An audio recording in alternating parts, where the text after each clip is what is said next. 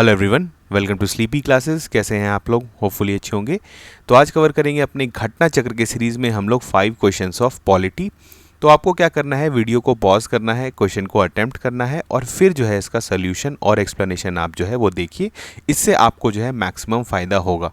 तो चलिए करते हैं start without wasting any time. Swadhar Griha scheme जो है वो किसके अंदर आता है? Under which of the following ministries? पहला ऑप्शन है आपका मिनिस्ट्री ऑफ एक्सटर्नल अफेयर्स, दूसरा है ministry of housing and urban affairs, तीसरा है ministry of women and child development और डी है ministry of culture.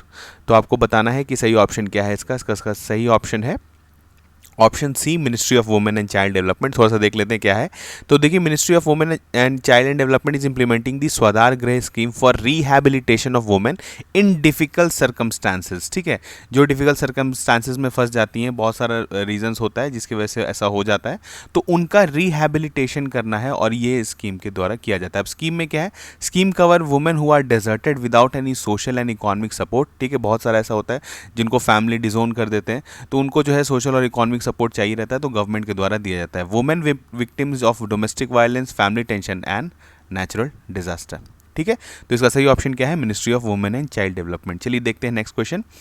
Chairman of NHRC, आपको पता है national human rights commission, is appointed by a 6 member committee headed by the prime minister. ठीक है, एक कमेटी जो कि आपके चेयरमैन ऑफ NHRC को चूज करते हैं, अपॉइंट करते हैं, वो एक 6 मेंबर कमेटी होता है जिसको हेड करते हैं प्राइम मिनिस्टर। तो आपको बताना है कि विच of the following is not one of the member of it. इसमें से कौन से जो है वो उसके उस मतलब कमेटी के मेंबर नहीं होते हैं। तो आपका पहला ऑप्शन है स्पीकर ऑफ लोकसभा, दूसरा है डेप्यूटी चेयरमैन ऑफ राज्यसभा, तीसरा है minister for child and women development और डी है leader of opposition in both the houses. ठीक है, तो आपको सही ऑप्शन बताना है। इसका सही ऑप्शन क्या है? C, minister of child and women development. ये जो है इस जो कमेटी है इसके पार्ट नहीं रहते हैं। Instead of him it is the home minister, जो कि आप बोल सकते हैं एक मिनिस्टर जो है जो आप समझ सकते हैं एक काउंसिल ऑफ मिनिस्टर को भी लिया जाता है इसमें, मतलब बेसिकली एक मिनिस्टर को लिया जाता है। तो वो मिनिस्टर कौन होते हैं? आपके minister of child and women development नहीं होते, जबकि होम मिनिस्टर होते हैं। ठीक है, और देखिए क्या होता है, constitution of NHRC, the commission consist of a chairperson.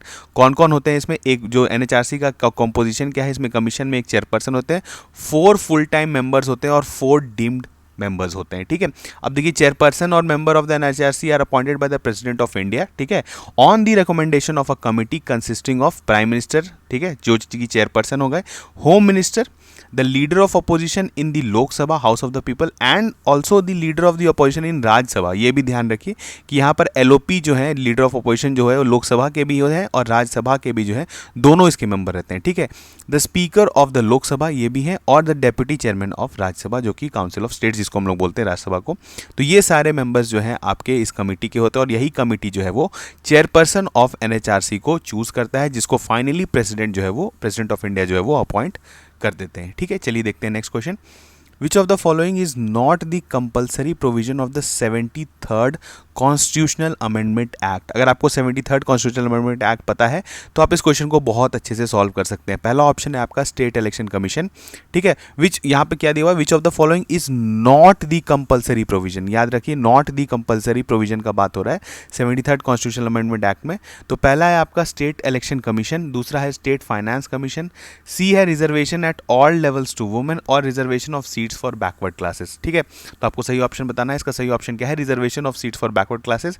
तो यहाँ पर देखिए कुछ मैंडेटरी प्रोविजंस होता है जिसको हम लोग कंपलसरी बोलते हैं और कुछ जो है वो डिस्क्रिशनरी होता है। ठीक है, तो यहाँ पर देखें तो we are talking about backward classes, not scheduled caste and schedule tribes. Compulsory provision जो क्या क्या है उसमें देखते हैं। देखिए, organisation of gram sabha in a village और group of villages, establishment of panchayat at village, intermediate and district level depending on the need of that area. ठीक है, डायरेक्ट इलेक्शन, देखिए यहाँ पर हर जगह direct election to all the seats in panchayat at the village, intermediate and district levels. ठीक है, indirect election to the post of chairperson of panchayat at the intermediate and district level. ठीक है, यहाँ पर देखिए जो आपका जो चेयरपर्सन होते हैं पंचायत, आपको सबसे पहले तो है कि पंचायत जो है आपको फॉर्म करना है विलेज, इंटरमीडिएट या डिस्ट्रिक्ट लेवल पे, जैसा आपका नीड है उस स्टेट का। उसके बाद डायरेक्ट इलेक्शन होना चाहिए सारे सीट्स का in panchayat at the village level. ठीक है, इंटरमीडिएट एंड डिस्ट्रिक्ट लेवल। अब यहाँ पर क्या है, इनडायरेक्ट इलेक्शन जो है वो चेयरपर्सन का हो सकता है, लेकिन किस लेवल पर, अगर आप बोलेंगे किस लेवल के पंचायत पे, तो इंटरमीडिएट एंड डिस्ट्रिक्ट लेवल। इसके बाद क्या देखिए, 21 years to be minimum age for contesting elections to panchayat, ये भी एक कंपलसरी प्रोविजन है।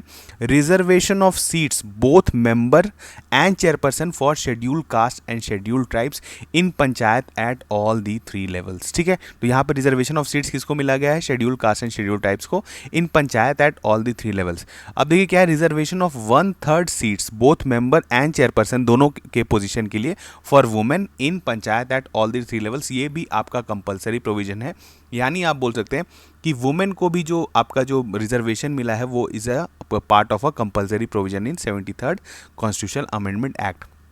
उसके बाद क्या है कंपलसरी में, तो fixing tenure of 5 years for panchayat at all the levels and holding fresh elections within 6 months in the event of supersession of any panchayat. ठीक है, establishment of a state election commission, ये भी एक कंपलसरी प्रोविजन है for conducting elections to the panchayat. And last में क्या है, constitution of a state finance commission after every 5 years to review the finance position of the panchayat. ठीक है, चलिए बढ़ते हैं नेक्स्ट।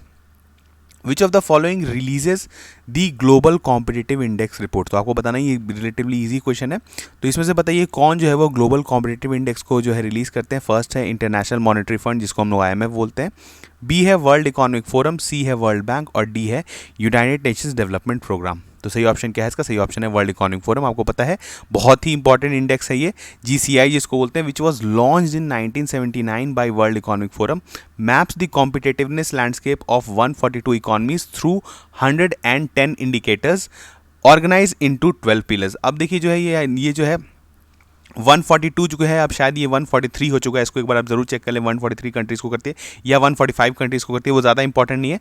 लेकिन करंटली जो इंडिया का रैंक रहा है वो क्या रहा है, India has come up with on 37th rank in 2022 from 43rd इन 2021। ठीक है, तो रैंक जो है वो थोड़ा सा कॉम्पिटिटिव इंडेक्स में इंडिया का इंप्रूव किया है।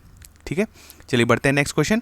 Fundamental duties enshrined in Indian constitution are inspired by the constitution of, बताना है आपको कि जो फंडामेंटल ड्यूटीज हमारे कॉन्स्टिट्यूशन में इंक्लूड किया गया है ये कहाँ से इंस्पायर्ड हुआ है, किस कंट्री के कॉन्स्टिट्यूशन से इंस्पायर हुआ है।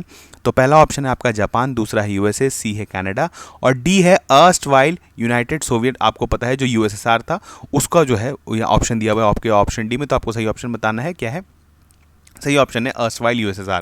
तो देखिए fundamental duties of citizen were added by constitution by the 42nd constitutional act, जिसको हम लोग ऑलमोस्ट बोल सकते हैं जिस वाज इक्वल टू जो है हाफ ऑफ द कॉन्स्टिट्यूशन, क्योंकि ये बहुत बड़ा अमेंडमेंट था।